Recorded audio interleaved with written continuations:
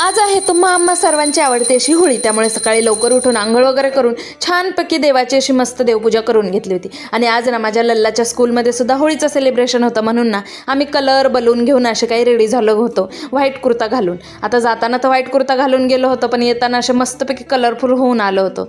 मज्जाच मज्जा. मग आज ना होळी असल्यामुळे सर्वांच्याच घरी पुरणपोळी बनते, पण मी ना पुरणपोळी बनवली नव्हती. मी बनवली होती चपाती, खीर, भाजी आणि खिचडी भात. काही कारणास्तव नाही बनवली. आणि ना आता मग संध्याकाळची वेळ झाली होती. दारामध्ये एक रांगोळी काढून घेतली आणि ना होळीचं पण लगेच थोडी तयारी करून घेतली होती. मिस्टरांनी तर होळीची मांडणी करून घेतली, मी लगेच रांगोळी काढून घेतली. दोघांनी कामं केली की पटापटा आवरतात. आणि आज ना आम्ही होळी थोडी लवकरच पेटवायला घेतली होती, म्हणजे अंधार पडायच्या पहिले, कारण की मिस्टरांची ड्युटी होती, त्यांना सुट्टी नव्हती.